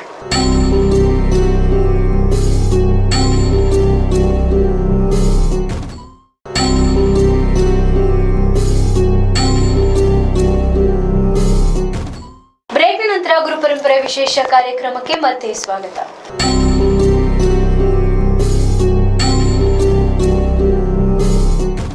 ಮೇಡಮ್, ಇನ್ನು ವಶೀಕರಣ ಅಂದ್ರೆ ಏನು, ಯಾವ ರೀತಿ ಸಂದರ್ಭಗಳಲ್ಲಿ ವಶೀಕರಣನ ಬಳಸ್ತಾರೆ ಮತ್ತು ಯಾವ ರೀತಿ ತೊಂದರೆಗಳಾಗುತ್ತೆ ಇದರಿಂದ? ಸೊ ವಶೀಕರಣ ಅಂತಂದಾಗ ಪ್ರಿಯ ವೀಕ್ಷಕರು ದಯವಿಟ್ಟು ಅರ್ಥ ಮಾಡ್ಕೋಬೇಕು. ಈ ಕಾರ್ಯಕ್ರಮದಲ್ಲಿ ವಶೀಕರಣ ಅಂತಂದರೆ ಎಲ್ಲರಿಗೂ ಏನಾಗ್ಬಿಟ್ಟಿದೆ, ಬರೀ ಗಂಡು ಹೆಣ್ಣು ವಶೀಕರಣ ಮಾತ್ರ ನೋಡಿದ್ದಾರೆ. ಒಂದು ಧನದ ವಶೀಕರಣ ನಾವು ಹೇಳ್ತೀವಿ. ಈಗ ನೋಡಿ, ದೀಪಾವಳಿ ಹಬ್ಬದಲ್ಲಿ ಧನ ತ್ರಯೋದಶಿ ಅಂತ ಬರ್ತಾ ಇದೆ ನಮಗೆ. ತ್ರಯೋದಶಿ ದಿನ ಧನವನ್ನು ನಾವು ಹೇಗೆ ಮನೆಗೆ ತಗೊಳ್ಳುವಂಥದ್ದು ಅಂತಂತ. ಸೊ ನೋಡಿ, ಅದರಲ್ಲಿ ನಾವು ಆ ಸಂದರ್ಭದಲ್ಲಿ ನಾವು ವಶೀಕರಣಿಸ್ಕೊಳ್ಳುವಂಥದ್ದು, ಜೊತೆಗೆ ಆಕರ್ಷಿಸುವಂಥದ್ದು ಅಂತ. ಸೊ ಹಾಗಾಗಿ ಯಂತ್ರ, ಮಂತ್ರ, ತಂತ್ರ ಅಂತಂದಾಗ ಇದು ಶುಭವೇ ಅಂತ ನಾನು ಹೇಳ್ತೀನಿ. ಯಾವಾಗ ಇದು ಅಶುಭ ಅಂತ ನಾನು ಹೇಳಿದೆ ಲಾಸ್ಟ್ ಕಾನ್ಸೆಪ್ಟಲ್ಲೇ, ಕ್ಷುದ್ರ ದೇವತೆಗಳ ಆರಾಧನೆ ಮಾಡುವಂಥದ್ದು ಅಶುಭ ಅಂತ. ಸೊ ನಾವು ಸಾತ್ವಿಕವಾದಂಥ ದೇವಿಯ ಆರಾಧನೆಯನ್ನು ಮಾಡಿಕೊಂಡು ನಾವು ಪಡೆಯುವಂತಹ ಹಲವಾರು ಕ್ರಮಗಳಿದೆ ಪ್ರಿಯ ವೀಕ್ಷಕರೇ. ಸೊ ಪ್ರಿಯ ವೀಕ್ಷಕರೇ, ಈಗ ದೀಪಾವಳಿ ಹಬ್ಬದಲ್ಲಿ ನೋಡಿ ಧನ ತ್ರಯೋದಶಿ ಅಂತ ಬರ್ತಾ ಇದೆ ನಾವು ಅಮಾವಾಸ್ಯೆ ದಿನಗಳಲ್ಲಿ. ಸೊ ನೋಡಿ, ಅಮಾವಾಸ್ಯೆ ದಿನ ನಾವು ಹಣವನ್ನು ತಗೊಳ್ಳುವಂಥದ್ದು ಅಥವಾ ಹಣ ಅಂದರೆ ಮನೆಗೆ ಆ ಲಕ್ಷ್ಮಿಯನ್ನು ಆವಾಹನೆ ಮಾಡುವಂಥದ್ದು ನೋಡಿ ವಶೀಕರಣ. ಸೊ ಅದು ಶುಭ ಅಂತ. ಸೊ ವಶೀಕರಣ ಅಂತ ತಗೊಂಡಾಗ ಅನ್ಯತಃ ಭಾವಿಸಬೇಡಿ ಪ್ರಿಯ ವೀಕ್ಷಕರೇ. ವಶೀಕರಣ ಅಂತಂದಾಗ ಎಲ್ಲ ಕಡೆ ಏನಾಗ್ಬಿಟ್ಟಿದೆ ಅಂದರೆ ಬರೀ ಗಂಡು ಹೆಣ್ಣನ್ನ ಮಾತ್ರ ವಶೀಕರಣ ಮಾಡ್ಕೊಳ್ಳುವಂಥದ್ದು ಅಥವಾ ಏನು ಲವರ್ಸ್ನ ಮಾತ್ರ ವಶೀಕರಣ ಮಾಡುವಂಥದ್ದು. ಅದಕ್ಕೆ ನಾನು ಹೇಳ್ತಾ ಇರ್ತೀನಿ ಪ್ರತಿ ಬಾರದಲ್ಲಿ, ಶುಭನೂ ಇದೆ ಅಶುಭನೂ ಇದೆ. ಸೊ ನಾವು ಯಾವ ರೀತಿ ಅದನ್ನು ತಗೋಬೇಕು, ಯಾವ ರೀತಿ ನಮ್ಮ ಜೀವನದಲ್ಲಿ ಒಳಿತಿಗಾಗಿ ಉಪಯೋಗಿಸ್ಕೋಬೇಕು ಅಂತಂತ. ಸೊ ವಶೀಕರಣ ಅಂತಂದಾಗ ವಶದಲ್ಲಿ ಇಟ್ಕೊಳ್ಳುವಂಥದ್ದು ಅಂತಂತ. ಸೊ ಇದು ಸ್ವಲ್ಪ ಪ್ರಾಣಿ ಪಕ್ಷಿಗಳಿಗೂ ಬರುತ್ತೆ, ಹಾಗೆ ಮನುಷ್ಯನಿಗೂ ಬರುತ್ತೆ. ಈಗ ಎಷ್ಟೋ ಜನ ನೀವು ನೋಡ್ಬೋದು, ಸೊ ಗಂಡ ಹೆಂಡತಿ ಜಗಳಗಳಾಗ್ತಾ ಇರುತ್ತೆ, ಅಂದರೆ ಸಪ್ತಪದಿ ತುಳಿದು ಅವರು ಜಗಳ ಅಂದರೆ ಮದುವೆ ಆದ ನಂತರದಲ್ಲಿ ಜಗಳಗಳಾಗ್ತಾ ಇರುತ್ತೆ. ಸೊ ಅಂಥ ಸಂದರ್ಭದಲ್ಲಿ ಅವರು ಡೈವರ್ಸ್ ಅಂತ ಹೋಗ್ತಾ ಇರುತ್ತೆ. ಅಂಥ ಸಂದರ್ಭದಲ್ಲಿ ಅವರ ಕಡೆಯವರಾಗಿರ್ಬೋದು ಅಥವಾ ಹೆಂಡತಿ ಆಗಿರ್ಬೋದು, ಗಂಡ ಆಗಿರ್ಬೋದು ಬಂದು ಯಾಕೋ ನನ್ನ ಹೆಂಡತಿ ತುಂಬ ಗಲಾಟೆ ಮಾಡ್ತಾ ಇದ್ದಾಳೆ, ಸೊ ಏನಾದರೂ ಮಾಡಿಕೊಡ್ತೀರಾ ಅಂತ ಕೆಲವರು ಕೇಳ್ತಾರೆ. ಅದು ನಿಜವಾದ ಒಂದು ಗಂಡ ಹೆಂಡತಿ ಸಂಬಂಧಗಳನ್ನು, ಒಂದು ಬಾಂಧವ್ಯಗಳನ್ನು ನಾವು ಪ್ರೀತಿಯಿಂದ ಬೆಸೆಯೋದಕ್ಕೆ ವಶೀಕರಣ ಮಾಡಿಕೊಡ್ಬೋದು. ಹಾಗೇನೇ ಕೆಲವರು ಕೇಳ್ತಾರೆ, ಮೇಡಮ್ ಯಾಕೋ ವ್ಯಾಪಾರ ಆಗ್ತಾ ಇಲ್ಲ, ತುಂಬ ಪ್ರಾಬ್ಲಮ್ಗಳಾಗ್ತಾ ಇದೆ, ಎಷ್ಟೇ ಬಂದ್ರೂ ಸರಿಯಾಗಿ ಹಣ ನಿಲ್ತಾ ಇಲ್ಲ, ಏನಾದರೂ ಅಂಗಡಿಗೆ ಮಾಡಿಕೊಡ್ತೀರಾ ಅಂತ. ಸೊ ಅದು ಒಂದು ವಶೀಕರಣಕ್ಕೆ ಬರುತ್ತೆ. ಸೊ ಇದು ಶುಭನಾ ಅಶುಭನಾ? ಶುಭ. ಸೊ ಹಾಗೇನೇ ಯಾವುದೇ ಒಂದು ವಿಷಯಗಳು ತಗೊಂಡಾಗ ಕೆಲವರು ಹೇಳ್ತಾರೆ, ನನ್ನ ಮಗ ಯಾವುದೋ ಒಬ್ಬಳನ್ನ ಮದುವೆ ಮಾಡ್ಕೊಂಡ್ಬಿಟ್ಟಿದ್ದಾನೆ, ಅವಳಿಗೆ ಬಂದು 2 ಮಕ್ಕಳು ತಾಯಿ, ಅಥವಾ ಅವಳು ಬಂದ್ಬಿಟ್ಟು ಬೇರೊಬ್ಬರ ಜೊತೆನೂ ಕಾಂಟ್ಯಾಕ್ಟಲ್ಲಿ ಇಟ್ಕೊಂಡಿದ್ದಾರೆ, ಸೊ ನನ್ನ ಮಗ ಅದರಿಂದ ಹೊರಗಡೆ ಬರಬೇಕು, ಸೊ ನನ್ನ ಮಗ ಇನ್ನೂ ಮದುವೆ ಆಗಿಲ್ಲ, ಸೊ ಅವರೇನೋ ವಶೀಕರಣ ಮಾಡಿ ಇಟ್ಕೊಂಡ್ಬಿಟ್ಟಿದ್ದಾರೆ ಅಂತ ಹೇಳ್ತಾರೆ ಮೇಡಮ್. ಸೊ ಅಂಥ ಸಂದರ್ಭದಲ್ಲಿ ಆ ವ್ಯಕ್ತಿಯನ್ನು ನಾವು ಹೊರಗಡೆ ತರ್ತೀವಿ. ಅಂದರೆ ಯಾವ ರೀತಿ? ಕೆಲವೆಲ್ಲ ಮಾಂತ್ರಿಕ ಪ್ರಯೋಗ ಇರ್ಬೋದು, ತಾಂತ್ರಿಕ ಪ್ರಯೋಗಗಳು, ಕೆಲವು ಪರಿಹಾರಗಳ ಮುಖಾಂತರ ನಾವು ಅವ್ರನ್ನ ಹೊರಗಡೆ ತರುವಂಥದ್ದು. ಅಂದರೆ ಅವರೇನಾದರೂ ವಶೀಕರಣಕ್ಕೆ ಒಳಗಾಗಿದ್ರೆ, ಸೊ ಇದು ನೋಡಿ ಬ್ಯೂಟಿಫುಲ್ ಸಬ್ಜೆಕ್ಟು, ದಯವಿಟ್ಟು ಪ್ರಿಯ ವೀಕ್ಷಕರು ಅರ್ಥ ಮಾಡ್ಕೊಳ್ಳಿ. ಯಾಕಂದರೆ ಇಲ್ಲಿ ತೊಂದರೆಗಳು ಅನುಭವಿಸ್ತಾ ಇರ್ತಾರೆ. ಅವರು ಸಾಲ ಮಾಡ್ಕೊಂಡಿರ್ತಾರೆ ಅವ್ರಿಗಾಗಿ, ಅಥವಾ ಅವ್ರ ಮಕ್ಳಿಗಾಗಿ ಏನೋ ಮಾಡ್ಕೊಂಡ್ಬಿಟ್ಟಿರ್ತಾರೆ, ಕೆಲವರು ಸೂಸೈಡ್ ಮಾಡ್ಕೊಂಡ್ಬಿಟ್ಟಿರ್ತಾರೆ. ಅಂದರೆ ಆ ವಶೀಕರಣದಿಂದ ಇವರ ಜೀವನದಲ್ಲಿ ಎಷ್ಟೋ ಏಳಿಗೆಗಳೇ ಆಗ್ತಾ ಇರೋದಿಲ್ಲ, ಅಥವಾ ಅವ್ರ ಬುದ್ಧಿ ಚಾಂಚಲ್ಯ ಐತೆ, ನಾನು ಹೇಳಿದೆ ಕಾನ್ಸೆಪ್ಟಲ್ಲಿ, ಅಥವಾ ಮನಸ್ಸು ಒಂಥರ ಸೀಮಿತದಲ್ಲೇ ಇರೋದಿಲ್ಲ. ಈಗ ಅವಳು ಇಲ್ಲಿ ಅವ್ರು ಬಂದ್ಬಿಟ್ಟು ಇಲ್ಲಿ ಕೂತಿರ್ತಾರೆ ಅಂತಲೇ ಅಂದ್ಕೊಳ್ಳಿ, ಅವರ ಮನಸ್ಸೆಲ್ಲ ಅವನ ಕಡೆಗೇನೆ ಇರುತ್ತೆ ಅಥವಾ ಅವಳ ಕಡೆಗೇನೆ ಇರುತ್ತೆ, ಕಾನ್ಸಂಟ್ರೇಷನ್ನೇ ಇರೋದೇ ಇಲ್ಲ. ಸೊ ಅಂಥ ಸಂದರ್ಭದಲ್ಲಿ ಎಷ್ಟೋ ಜನ ಕೇಳ್ತಾರೆ, ಮೇಡಮ್ ಯಾಕೋ ನಮ್ಮ ಮಕ್ಕಳು ಈ ಥರ ಮಾಡ್ತಾ ಇದ್ದಾರೆ, ಏನಾದರೂ ಪ್ರಯೋಗಗಳು ಹೇಳ್ತೀರಾ ಅಥವಾ ಏನಾದರೂ ಪರಿಹಾರಗಳು ಮಾಡ್ಕೋತೀರಾ ಅಂತಂತ. ಯಾರ್ಯಾರು ಈ ಥರ ತೊಂದರೆಗಳು, ವಶೀಕರಣ ಅಂತಂದಾಗ ಟೋಟಲಿ ಕಂಟ್ರೋಲ್ ಮಾಡೋವಂಥದ್ದು ಅಥವಾ ಅವ್ರನ್ನ ಹಿಡಿದು ಅವರ ವಶದಲ್ಲಿ ಇಟ್ಕೊಳ್ಳುವಂಥದ್ದು ಅಂತಂತ. ಸೊ ಹಾಗೇನೇ ಇನ್ನೊಂದು ನೋಡ್ಬೋದು ಪ್ರಿಯ ವೀಕ್ಷಕರೇ, ವಶೀಕರಣ ಅಂತಂದಾಗ ಏನಾಗುತ್ತೆ ಅಂದರೆ ಕೆಲವೆಲ್ಲ ಅಂದರೆ ನೆಗೆಟಿವಲ್ಲಿ ಇದು ಬರುತ್ತೆ. ಕೆಲವೆಲ್ಲ ಪ್ರೇತಾತ್ಮಗಳಾಗಿರ್ಬೋದು, ಜಿನ್ಗಳಾಗಿರ್ಬೋದು, ಜಿನ್ನಾತ್ಗಳನ್ನಾಗಿರ್ಬೋದು, ಕೆಲವು ಕ್ಷುದ್ರ ಶಕ್ತಿಗಳ ಆರಾಧಕರಾಗಿರುವಂಥವ್ರು ಏನು ಮಾಡ್ತಾರೆ, ತಮ್ಮ ಕಂಟ್ರೋಲಲ್ಲಿ ಇಟ್ಕೊಂಡಿರ್ತಾರೆ. ಅದು ನೀವು ಕೇಳ್ಬೋದು, ಕರ್ಣಪಿಶಾಚಿ ಅಂತ ಕೇಳಿರ್ತೀರಿ ಎಷ್ಟೋ ಜನ. ಈ ಥರ ಎಲ್ಲ ಇರುತ್ತೆ. ಯಾಕಂದರೆ ಪ್ರಿಯ ವೀಕ್ಷಕರಿಗೆ ಕೆಲವ್ರಿಗೆ ಗೊತ್ತಿರುತ್ತೆ ಕರ್ಣಪಿಶಾಚಿ ಅಂದರೆ ಏನು ಅಂತಂತ. ಸೊ ಹಾಗಾಗಿ ಕ್ಷುದ್ರ ದೇವತೆಗಳ ಆರಾಧನೆ ಅಂತ ತೊಗೊಂಡಾಗ ಈ ಥರ ಬರುತ್ತೆ. ಭೂತ, ಪ್ರೇತ, ಜಿನ್ನಾತು ಅವರು ಏನು ಮಾಡ್ತಾರೆ, ತನ್ನ ವಶೀಕರಣದಲ್ಲಿ ಇಟ್ಕೊಳ್ಳುವಂಥದ್ದು. ಹೇಗೇನು ಬಂದ್ಬಿಟ್ಟು ಈಗ ಯಾರೋ ಒಬ್ಬರನ್ನ ಕಂಡ್ರೆ ಆಗಲ್ಲ, ತಮ್ಮ ಪ್ರಾಪರ್ಟಿನ ತುಂಬ ಅವ್ರು ತೊಗೊಂಡ್ಬಿಟ್ಟಿದ್ದಾರೆ, ನಮ್ಮ ಮಕ್ಕಳು ಚೆನ್ನಾಗಿ ಆಗ್ತಾ ಇದ್ದಾರೆ, ಅವ್ರ ಮಕ್ಕಳು ಆಗ್ತಿಲ್ಲ ಅಂತ ಕೆಲವರು ಯಾರೋ ಮಾಂತ್ರಿಕ ಬಾಧೆನ ಮಾಡಿಸ್ತಾ ಇರ್ತಾರೆ ಅಂತಲೇ ಅಂದ್ಕೊಳ್ಳಿ ಮೇಡಮ್. ಅಂಥ ಸಂದರ್ಭದಲ್ಲಿ ಏನಾಗುತ್ತೆ ಅಂತಂದರೆ, ಯಾವುದಾದ್ರೂ ನೆಗೆಟಿವ್ ಎನರ್ಜಿ ಅಥವಾ ಪ್ರೇತಾತ್ಮ ಅಂತಲೇ ಇರುತ್ತಲ್ಲ, ಅದನ್ನು ಬೇರೆಯವ್ರ ಹತ್ರ ತೊಗೊಂಡೋಗಿ ತೋರಿಸ್ಬಿಟ್ಟು ಇವ್ರಿಗೆ ಅವ್ರನ್ನ ಮೈಯಲ್ಲಿ ಸೇರಿಸುವಂಥದ್ದು ಅಂತ ನಾವು ಹೇಳ್ತೀವಿ. ಆ ಮೈಯಲ್ಲಿ ಸೇರಿಸೋಕ್ಕಿಂತ ಮುಂಚೆ ಯಾರು ಕ್ಷುದ್ರ ದೇವತೆಗಳ ಆರಾಧನೆ ಮಾಡಿ ಮಾಂತ್ರಿಕವಾದಿ ಇಟ್ಕೊಂಡಿರ್ತಾರೆ ಅವರು ಇದನ್ನು ವಶೀಕರಣ ಮಾಡ್ಕೊಂಡಿರ್ತಾರೆ. ಸೊ ವಶೀಕರಣ ಅಂತ ತಗೊಂಡಾಗ ಪ್ರಿಯ ವೀಕ್ಷಕರೇ ದಯವಿಟ್ಟು ಅನ್ಯಥಾ ಭಾವಿಸಬೇಡಿ. ಇದರಲ್ಲಿ ವಶೀಕರಣದಲ್ಲಿ ಒಳ್ಳೆಯದು ಇದೆ, ಸೊ ಕೆಟ್ಟದ್ದು ಇದೆ. ಸೊ ನಾವು ಒಂದು ಉದ್ಯೋಗ ಬಿಟ್ಟು ಹೋಗಿದೆ ಅಂತಲೇ ಅಂದ್ಕೊಳ್ಳಿ. ಸೊ ಅಂಥ ಸಂದರ್ಭದಲ್ಲಿ ಅವ್ರಿಗೆ ಏನು ಮಾಡಬೇಕು ಅಂದರೆ, ಹೆಸರು ಹಾಳಾಗಿದೆ, ಪ್ರೆಸ್ಟೇಜ್ ಹಾಳಾಗಿದೆ ಅಂತಂದಾಗ ನಾವೇನು ಮಾಡಬೇಕು, ಕೆಲಸಕ್ಕೆ ಹೋಗುವಂತೆ ಅವನ್ನ ವಶೀಕರಣ ಮಾಡಬೇಕಾಗುತ್ತೆ. ಕೆಲಸ ಬಿಟ್ಬಿಟ್ಟಿರ್ತಾರೆ ಯಾರೋ, ಈಗ ಮಾಂತ್ರಿಕ ಪ್ರಯೋಗ ಮಾಡಿ ಕೆಲಸ ನಿಲ್ಲಿಸ್ಬಿಟ್ರು. ಸೊ ಅಂಥ ಸಂದರ್ಭದಲ್ಲಿ ನಾವೇನು ಮಾಡಬೇಕಾಗುತ್ತೆ ಅಂದರೆ, ಅವನನ್ನು ತಮ್ಮ ವಶಕ್ಕೆ ತಗೊಂಡು ಅಥವಾ ಅವರ ಮನಸ್ಸು ಅಥವಾ ಅವರ ಕಾನ್ಸಂಟ್ರೇಷನು ಅಂದರೆ ಕೆಲವೆಲ್ಲ ಪರಿಹಾರಗಳನ್ನ ಕೊಟ್ಟು ಅವ್ರನ್ನ ಕೆಲಸಕ್ಕೆ ಹೋಗುವಂಥದ್ದು ಅಥವಾ ವಿದ್ಯಾಭ್ಯಾಸಕ್ಕೆ ಹೋಗುವಂಥದ್ದು, ಅಥವಾ ಇನ್ನೊಂದು ನಾವೇನು ಹೇಳ್ತೀವಿ ಗಂಡ ಹೆಂಡತಿ ಸಂಬಂಧಗಳು ಹಾಳಾಗಿದ್ರೆ, ಸೊ ಅದಕ್ಕೆ ನಾವು ವಶೀಕರಣ ರೂಪದಲ್ಲಿ ಅಂದರೆ ಶುಭವಾದ ರೀತಿಯಲ್ಲಿ ವಶೀಕರಣವನ್ನು ಮಾಡ್ಕೋಬೋದು. ಅದು ಯಂತ್ರಗಳಾಗಿರ್ಬೋದು, ಮಂತ್ರಗಳಾಗಿರ್ಬೋದು. ಸೊ ಈ ದೀಪಾವಳಿ ಹಬ್ಬ ದಿನದಲ್ಲಿ ಏನು ಮಾಡಬೇಕು ಅಂದರೆ, ನಾನು ಹೇಳಿದೆ ಗಣಪತಿ ಆಗಿರ್ಬೋದು, ಕುಲದೇವರಾಗಿರ್ಬೋದು, ಹಲವಾರು ರೆಮಿಡಿಗಳನ್ನ ಮುಂದಿನ ದಿನದಲ್ಲಿ ಸೊ ಇದೇ ಥರ ಕೊಡ್ತೀನಿ. ಸೊ ಪ್ರಿಯ ವೀಕ್ಷಕರು ಅನ್ಯಥಾ ಭಾವಿಸಬೇಡಿ. ಯಾರ್ದಾದ್ರೂ ಮನೆಯಲ್ಲಿ ನೀವು ನೋಡ್ಬೋದು, ಏನು ಹೇಳ್ತೀವಿ, ಶಂಖ ಬರುತ್ತೆ, ಶಂಖ ಬಂದು ಬಲಮುರಿ ಶಂಖ ಬರುತ್ತೆ, ಹಾಗೇನೇ ಬಂದು ಗೋಮತಿ ಚಕ್ರಗಳು ಬರುತ್ತೆ, ಜೊತೆಗೆ ಗುಲಗಂಜಿ ಬರುತ್ತೆ. ಸೊ ಈ ಥರ ಎಲ್ಲ ನೀವು ಇಟ್ಕೊಂಡಿದ್ರೆ, ಕಪ್ಪುದಾಗಿರ್ಬೋದು, ಕೆಂಪುದಾಗಿರ್ಬೋದು, ಸೊ ಇಂಥದ್ದು ಎಲ್ಲ ನೀವೇನಾದರೂ ಇಟ್ಕೊಂಡಿದ್ರೆ, ಸೊ ಖಂಡಿತವಾಗ್ಲೂ ನೀವೇನು ಮಾಡಬೇಕು, ಒಂದು ಗಣಪತಿ ಪೂಜೆ ಮಾಡಿ, ಕುಲದೇವರು ಪೂಜೆ ಮಾಡಿಕೊಂಡು ಅದನ್ನು ನೀವು ಒಂದು ಕಂಟಿನ್ಯೂಸ್ ಆಗಿ ಅವತ್ತಿನಿಂದ 48 ದಿನ ಒಂದು ನೀವು ಪೂಜೆ ಮಾಡ್ಕೊಂಡು ಬಂದರೆ ಖಂಡಿತವಾಗ್ಲೂ ಈ ಕಾರ್ಯಕ್ರಮದ ಮುಖಾಂತರ ನಿಮಗೆ ಶುಭವಾಗುತ್ತೆ ಅಂತ ಹೇಳ್ತೀನಿ ಪ್ರಿಯ ವೀಕ್ಷಕರೇ. ಸೊ ಇದು ಯಾಕೆ ಅಂತಂದರೆ, ಇದೆಲ್ಲವೂ ಧನಾಕರ್ಷಣೆಗೆ ಇರುವಂಥದ್ದು.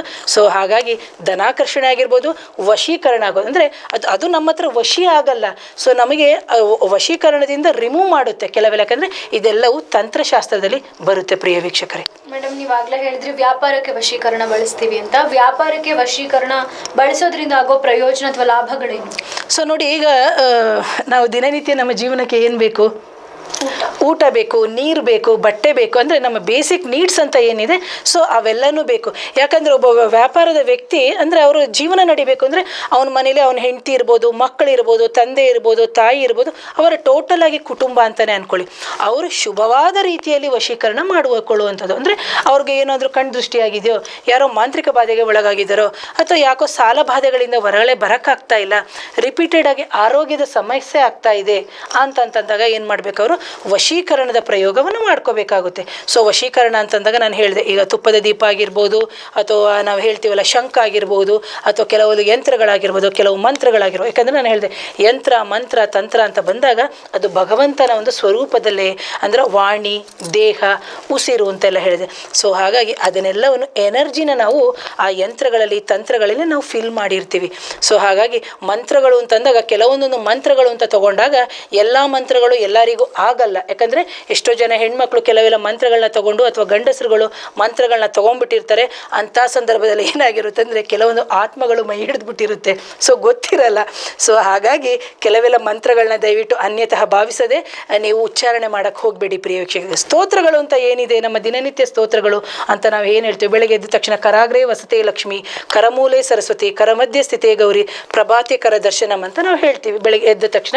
ಸೊ ಇದರಲ್ಲಿ ಲಕ್ಷ್ಮಿ ಇವರೆಲ್ಲ ಇದ್ದಾರೆ ಅಂತ. ಸೊ ಆ ಥರ ಸ್ತೋತ್ರಗಳನ್ನ ಹೇಳಿ, ಕೆಲವೆಲ್ಲ ಮಂತ್ರಗಳನ್ನ ನೀವು ತಗೋಬೇಕಾದ್ರೆ ಸೊ ಗುರುಗಳ ಮುಖಾಂತರ ಅಥವಾ ಗುರು ಮುಖೇನೇ ತಗೋಬೇಕು ಅಂತ ನಾನು ಹೇಳ್ತೀನಿ. ವೀಕ್ಷಕರೇ, ದಯವಿಟ್ಟು ಎಲ್ಲರೂ ಹಬ್ಬದ ದಿನ ಮಾಡುವಂಥ ಪ್ರಯೋಗ ನೀವು ಕೇಳ್ಬೋದು, ಮೇಡಮ್ ನಮ್ಮ ಹಬ್ಬದಲ್ಲಿ ನಾವೇನೋ ಹೆಣ್ಮಕ್ಳು ಪೀರಿಯಡ್ಸ್ ಆಗಿಬಿಟ್ಟಿದ್ದೀವಿ, ಯಾಕಂದರೆ ಸ್ವಲ್ಪ ಓಪನ್ ಆಗಿ ನಾನು ಮಾತಾಡ್ತೀನಿ ಕೆಲವು ವಿಷಯಗಳು. ಪೀರಿಯಡ್ಸ್ ಆಗಿಬಿಟ್ಟಿದ್ದೀವಿ, ನೀವು ಮಾಡೋಕ್ಕಾಗಿಲ್ಲ, ಏನು ಮಾಡ್ಬೋದು ಅಂತಂದಾಗ ನೀವೇನು ಮಾಡಬೇಕಾಗುತ್ತೆ ಅಂದರೆ ಈ ಪರಿಹಾರವನ್ನು ಗುರುವಾರ ಮತ್ತು ಶುಕ್ರವಾರವನ್ನೇ ಮಾಡುವಂಥದ್ದು. ಅಕಸ್ಮಾತ್ ಗುರುವಾರ ಶುಕ್ರವಾರ ಮಾಡೋಕ್ಕಾಗಲಿಲ್ಲ ಅಂತ ಅಂದ್ಕೊಳ್ಳಿ, ಸೋಮವಾರನೇ ಒಂದು ಈ ಪರಿಹಾರವನ್ನು ಮಾಡ್ಕೋಬೇಕು. ನೋಡಿ ವೀಕ್ಷಕರು, ಇಲ್ಲಿ ನಾನು ತೋರಿಸ್ತಾ ಇದ್ದೀನಿ ನಿಮಗೆ ಒಂದು ಚಿಕ್ಕದು ಪ್ಲಾಸ್ಟಿಕ್ ಡಬ್ಬ. ಈ ಪ್ಲಾಸ್ಟಿಕ್ ಡಬ್ಬಕ್ಕೆ ಬರೀ ಒಂದು 10 ರೂಪಾಯಿ ಆಗ್ಬೋದು. ಸೊ ಎಗೇನ್ ಬಂದ್ಬಿಟ್ಟು ನೀವೇನು ಮಾಡಬೇಕು ಅಂತಂದರೆ ಇದರಲ್ಲಿ ಅಂದರೆ ಈ ಪ್ಲಾಸ್ಟಿಕ್ ಡಬ್ಬದಲ್ಲಿ ಏಲಕ್ಕಿ ಬರುತ್ತೆ. ಈ ಥರ ಏಲಕ್ಕಿನ ನೀವೇನು ಮಾಡಬೇಕು ಅಂದರೆ ಒಂದು ಏಲಕ್ಕಿನ ಹಾಕಿ ಪ್ರಿಯ ವೀಕ್ಷಕರೇ.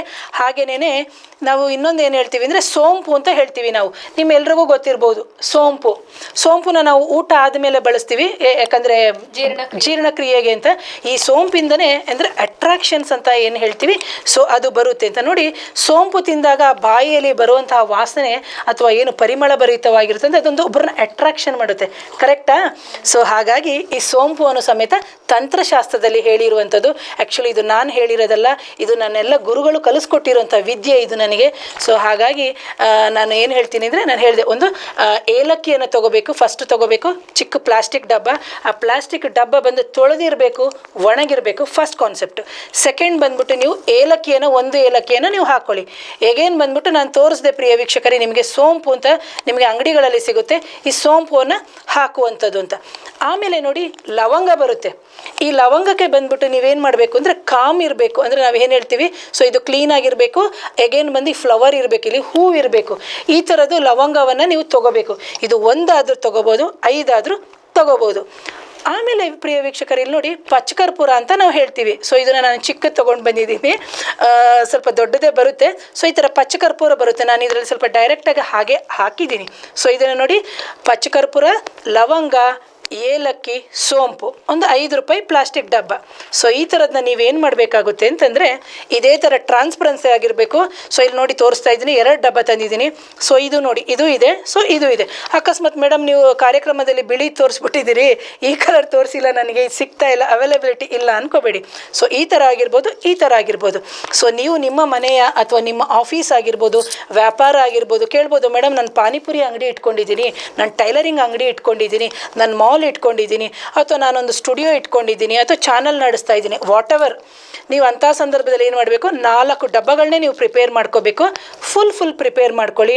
ಪ್ರಿಪೇರ್ ಮಾಡಿ ಗಣಪತಿನ ನೆನೆಸ್ಕೊಳ್ಳಿ, ಕುಲದೇವ್ರನ್ನ ನೆನೆಸ್ಕೊಳ್ಳಿ, ಇಷ್ಟ ದೇವ್ರನ್ನಾದರೂ ನೆನೆಸ್ಕೋಬೋದು. ಜೊತೆಗೆ ನಿಮ್ಮ ಗುರುಗಳು ಅಂತ ಏನಿರ್ತಾರೆ ಅವರನ್ನು ನೆನೆಸ್ಕೊಂಡು ನಿಮ್ಮ ಮನೆಯ ಅಥವಾ ನಿಮ್ಮ ಆಫೀಸಿನ ಅಥವಾ ನಿಮ್ಮ ಸೈಟ್ ಅಂತ ಏನು ಹೇಳ್ತೀವಿ, ಅಂದರೆ ಜಾಗ ಅಂತ ಏನು ಹೇಳ್ತೀವಿ, ಆ 4 ಕಾರ್ನರಲ್ಲಿ ಇಡುವಂಥದ್ದು. ಅಂದರೆ ನಾನಿಲ್ಲಿ ಕೂತಿದ್ದೀನಿ ಅಂತ ಅಂದ್ಕೊಳ್ಳಿ. ಸೊ ನನಗೆ ಆಪೋಸಿಟಾಗಿ ಅಲ್ಲೊಂದು ಕಾರ್ನರ್ ಇದೆ, ಸೊ ಇಲ್ಲೊಂದಿದೆ, ಸೊ ಇಲ್ಲೊಂದಿದೆ, ಬ್ಯಾಕ್ ಸೈಡ್ ಒಂದು. ಮೇಡಮ್ ನಾನು ಮನೇಲಿ ನಂದು 6 ರೂಮ್ ಇದೆ ಮೇಡಮ್, ಏನು ಮಾಡಲಿ ಅಂತ ಕೇಳಿ. ನಾನು ಜಾಸ್ತಿ ನಾನು ಕಂಪ್ಯೂಟರ್ ರೂಮಲ್ಲೇ ಕೂತ್ಕೊಂಡಿರ್ತೀನಿ, ಯಾಕಂದರೆ ಸಾಫ್ಟ್ವೇರ್ಸ್ ಎಲ್ಲ ಕೇಳ್ತಾರೆ ನನ್ನನ್ನು ಕೆಲವರು ಫೋನ್ ಮಾಡಿ. ಸೊ ಅಂಥ ಸಂದರ್ಭದಲ್ಲಿ ಏನು ಮಾಡ್ಬೋದು ಅಂದರೆ, ನೀವು ಎಲ್ಲಿ ಜಾಸ್ತಿ ಕೂತು ಕೆಲಸ ಮಾಡ್ತೀರಿ, ಸೊ ಅಂಥ ಸಂದರ್ಭದಲ್ಲಿ ಈ ಡಬ್ಬಗಳನ್ನು 4 ಕಡೆಗೂ ಇಡಿ. ಹಾಗೇನೇ ನಿಮ್ಮ ಮನೆಯ 4 ಕಡೆಯಲ್ಲಿ ಇಡೋದ್ರಿಂದ ನಿಮಗೇನಾಗುತ್ತೆ ಅಂದರೆ ಧನಲಾಭ ಆಗುತ್ತೆ. ಅಂತಂದರೆ ಇದು ಆಕರ್ಷಣೆ ಅಂತಲೂ ಅಂತೀವಿ, ಜೊತೆಗೆ ವಶೀಕರಣ ಅಂತೀವಿ. ನೀವು ಕೇಳಿದ್ರಿ ವಶೀಕರಣ ಆಕರ್ಷಣೆಗೂ ವ್ಯತ್ಯಾಸ ಇದೆಯಾ ಅಂತ. ಸೊ ಈ ಥರ ಇಟ್ಟಾಗ ನೀವೇನು ಮಾಡಬೇಕು ಅಂದರೆ ಯಾರಿಗೂ ಹೇಳಬಾರ್ದು, ಸುಮ್ಮನೆ ಹಾಗೆ ಇಟ್ಬಿಡಬೇಕು. ಸೊ ಅಂಥ ಸಂದರ್ಭದಲ್ಲಿ ನಿಮ್ಮ ವ್ಯಾಪಾರಕ್ಕೆ ಯಾರಾದರೂ ಬರ್ತಾರೆ ಅಂತಲೇ ಅಂದ್ಕೊಳ್ಳಿ, ಅಂದರೆ ಯಾರೋ ಕಸ್ಟಮರ್ಸ್ ಬರ್ತಾರೆ, ಅವ್ರು ನೋಡ್ತಾರೆ ಅಂತಲೇ ಅಂದ್ಕೊಳ್ಳಿ. ಸೊ ನೀವೇನು ತಲೆ ಕೆಡಿಸ್ಕೊಳ್ಳೋಂಗಿಲ್ಲ. ಯಾಕೆ ಅಂತಂದರೆ ಇದು ಈ ಡಬ್ಬ ಏನಿರುತ್ತೆ ಅದು ಅವ್ರನ್ನ ಅಟ್ರಾಕ್ಷನ್ಸ್ ಮಾಡುತ್ತೆ ಅಥವಾ ಆಕರ್ಷಣೆ ಮಾಡುತ್ತೆ. ಆ ಆಕರ್ಷಣೆ ಮಾಡೋದ್ರಿಂದ ಏನಾಗುತ್ತೆ, ಅವರು ನಿಮ್ಮಲ್ಲಿ ವಶ ಆಗ್ತಾರೆ. ಯಾವುದಕ್ಕೆ? ಧನಕ್ಕೆ ಮಾತ್ರ ವಶ. ಅಂದರೆ ಇದು ಬೇರೆ ಥರ ವಶ ಅಲ್ಲ, ಇದು ಶುಭವಾದ ವಶ. ಸೊ ಹಾಗಾಗಿ ಅಂಥ ಸಂದರ್ಭದಲ್ಲಿ ನಿಮಗೆ ಹಣದ ವಶ ಆಗುತ್ತೆ. ಯಾರಾದರೂ ಈ ಕಾರ್ಯಕ್ರಮವನ್ನು ನೋಡ್ತಾ ಇದ್ದರೆ ಪ್ರಿಯ ವೀಕ್ಷಕರೇ, ಖಂಡಿತವಾಗ್ಲೂ ಮಾಡಿ. ಆನಂತರ ನೀವು ಕೇಳ್ಬೋದು, ಮೇಡಮ್ ಇದನ್ನೇನು ಬಿಸಾಡಬೇಕಾ, ಏನು ಮಾಡಬೇಕು ಅಂತ. ಸೊ ಖಂಡಿತವಾಗ್ಲೂ ಬಿಸಾಡಬೇಡಿ. ಸೊ ನಾನು ಇವತ್ತು ಇಷ್ಟು ಹಾಕಿದ್ದೀನಿ. ಎಗೇನ್ ನೀವೇನು ಮಾಡಬೇಕಾಗುತ್ತೆ ಅಂದರೆ, ಇನ್ನಷ್ಟು ಫಿಲ್ ಮಾಡ್ತಾ ಮಾಡ್ತಾ ಹೋದಷ್ಟು ನಿಮಗೆ ಇನ್ನಷ್ಟು ಏನು ಈಸಿಯಾಗಿ ಮನಿ ಫ್ಲೋ ಆಗುತ್ತೆ. ಅಥವಾ ಯಾವುದಾದ್ರೂ ಚೀಟಿ ದುಡ್ಡು ಕೊಟ್ಟಿರ್ಬೋದು, ಅಥವಾ ಸಾಲಬಾಧೆಗಳೇನಾದರೂ ಅನುಭವಿಸ್ತಾ ಇದ್ದರೆ, ಅಥವಾ ವ್ಯಾಪಾರದಲ್ಲಿ ಏನಾದರೂ ಸಾಲಗಳೇನಾದರೂ ನೀವು ಮಾಡ್ಕೊಂಡಿದ್ರೆ, ಸೊ ಖಂಡಿತವಾಗ್ಲೂ ಈ ಥರ ನಾವು ಧನಾಕರ್ಷಣೆ ಮಾಡ್ಕೊಳ್ಳೋದ್ರಿಂದ ಅಥವಾ ವಶೀಕರಣ ಅಂದರೆ ಇದು ಶುಭವಾಗಿ ಮಾಡೋದ್ರಿಂದ ಖಂಡಿತವಾಗ್ಲೂ ನಿಮಗೆ ಇದು ಶುಭವಾಗುತ್ತೆ ಅಂತ ಹೇಳ್ತೀನಿ ಪ್ರಿಯ ವೀಕ್ಷಕರೇ. ಖಂಡಿತವಾಗ್ಲೂ ಇದನ್ನು ಪರ್ಮನೆಂಟಾಗಿ ಇಟ್ಬಿಡಿ, ತೆಗೆಯೋದು ಮಾಡೋದು ಮತ್ತೆ ಮಾಡಬೇಡಿ. ಸೊ ಏನಾದರೂ ಮನೆ ನೀವು ಕ್ಲೆನ್ಸ್ ಮಾಡೋದು, ಸೊ ಅಂಥ ಸಂದರ್ಭದ ಅಥವಾ ಸ್ವೀಪಿಂಗ್ ಮಾಪಿಂಗ್ ಅಂತ ನಾವೇನು ಹೇಳ್ತೀವಿ, ಸೊ ಅಂಥ ಸಂದರ್ಭದಲ್ಲಿ ನೀವು ಇದನ್ನು ತೆಗೆದು ಒಂದು ಸೈಡಿಗೆ ಇಟ್ಟು ಕ್ಲೀನ್ ಮಾಡಿ ಎಗೇನ್ ಬಂದು ಅಲ್ಲೇ ಪಕ್ಕದಲ್ಲಿ ಇಡೋದ್ರಿಂದ ಖಂಡಿತವಾಗ್ಲೂ ಇದು ನಿಮಗೆ ಒಳ್ಳೆಯದಾಗುತ್ತೆ. ಹಾಗೆಯೇ ಅಮಾವಾಸ್ಯೆ ದಿನಗಳಲ್ಲಿ ಯಾರಾದರೂ ನರಳ್ತಾ ಇದ್ದರೆ, ಹೆಣ್ಮಕ್ಳಾಗಿರ್ಬೋದು ಗಂಡು ಮಕ್ಕಳಾಗಿರ್ಬೋದು, ಎಷ್ಟೋ ಶಕ್ತಿಗಳು ಮೈ ಮೇಲೆ ಬಂದು ಮಾತಾಡ್ತಾ ಇರುತ್ತೆ. ಸೈಕಲಾಜಿಕಲ್ ಡಿಸಾರ್ಡರ್ಸ್ ಅಂತ ಹೇಳಿಬಿಟ್ಟು ನಿಮಾನ್ಸ್ ಆಗಿರ್ಬೋದು ಅಥವಾ ನ್ಯೂರೋಲಾಜಿಕಲ್ ಡಾಕ್ಟರ್ಸ್ ಹತ್ರ ತೋರಿಸ್ತಾ ಇರ್ತೀರಿ ಅಂತೇಳಿ. ಅಂಥವ್ರು ನನ್ನ ಈ ಕಾರ್ಯಕ್ರಮದ ಮುಖಾಂತರ ದಯವಿಟ್ಟು ಸಮಸ್ಯೆಯಿಂದ ಹೊರಗಡೆ ಬನ್ನಿ. ಯಾಕಂದರೆ ಎಷ್ಟೋ ಜನ ಏನು ಮಾಡ್ತಾರೆ ಅಂದರೆ ಮಾತ್ರೆಗಳನ್ನ ನುಂಗೋದು ಮಲಗುವಂಥದ್ದು, ಮಾತ್ರೆಗಳನ್ನ ನುಂಗೋದು ಮಲಗುವಂಥದ್ದು ಇದೆಲ್ಲ ನಡೀತಾ ಇದೆ. ಸೊ ಇದನ್ನು ಮುಂದಿನ ಕಾರ್ಯಕ್ರಮದಲ್ಲಿ ಹೇಳ್ತೀನಿ ಪ್ರಿಯ ವೀಕ್ಷಕರೇ. ಹಾಗಾಗಿ ಮಗದೊಮ್ಮೆ ದೀಪಾವಳಿ ಹಬ್ಬದ ಶುಭಾಶಯಗಳು ಅಂತ ಹೇಳ್ತಾ, ನನಗೆ ಈ ಕಾರ್ಯಕ್ರಮಕ್ಕೆ ಅವಕಾಶ ಮಾಡಿಕೊಟ್ಟಿರುವಂತಹ ಶ್ರೀ ವಿಜಯ ಚಾನಲ್ನ ಎಲ್ಲ ಪ್ರೊಪ್ರೇಟ್ರ್ಗಳಿಗೂ ನನ್ನ ಥ್ಯಾಂಕ್ಸ್ ಅಂತ ಹೇಳ್ತೀನಿ. ಹಾಗೆ ತೆರೆಯ ಹಿಂದೆ ಎಷ್ಟೋ ಜನ ಯಾಕೆಂದರೆ ನಾವಿಬ್ಬರು ಕೂತು ಮಾತಾಡಬೇಕು ಅಂದರೆ ಅವರ ಶ್ರಮನೂ ಇದೆ. ಸೊ ಒನ್ಸ್ ಅಗೇನ್ ಅವ್ರಿಗೂ ಥ್ಯಾಂಕ್ಸ್ ಅಂತ ಹೇಳ್ತಾ, ಹಾಗೆ ನನ್ನೆಲ್ಲ ಪ್ರೀತಿಯ ಗುರುವರಿಯರಿಗೂ ಮಗದೊಮ್ಮೆ ಈ ಕಾರ್ಯಕ್ರಮದ ಮುಖಾಂತರ ಸ್ಮರಿಸ್ತಾ ಈ ಕಾರ್ಯಕ್ರಮವನ್ನು ಮುಗಿಸ್ತೇನೆ ವೀಕ್ಷಕರೇ. ಧನ್ಯವಾದ ಮೇಡಮ್. ಇಷ್ಟೊತ್ತು ನಮ್ಮ ಕಾರ್ಯಕ್ರಮದಲ್ಲಿದ್ದು ಜ್ಯೋತಿಷ್ಯ ಶಾಸ್ತ್ರ ವಾಮಾಚಾರದ ಬಗ್ಗೆ ಸಾಕಷ್ಟು ಮಾಹಿತಿಗಳನ್ನು ನೀಡಿದ್ರಿ, ಜೊತೆಗೆ ಪರಿಹಾರ ಕೂಡ ಹೇಳಿದ್ದೀರಾ. ಧನ್ಯವಾದ. ನಮಸ್ತೆ. ಇದಾಗಿತ್ತು ಇವತ್ತಿನ ವಿಶೇಷ ಗುರು ಪರಂಪರೆ. ಮತ್ತಷ್ಟು ಹೊಸ ವಿಷಯಗಳೊಂದಿಗೆ ನಾಳೆ ನಿಮ್ಮ ಮುಂದೆ ಬರ್ತೀನಿ. ಅಲ್ಲಿ ತನಕ ನೋಡ್ತಾ ಇರಿ ಶ್ರೀ ವಿಜಯ ನ್ಯೂಸ್ 24 ಕನ್ನಡ ವಾಹಿನಿ. ಇದು ನಂಬಿಕೆಯ ಪ್ರತಿಬಿಂಬ.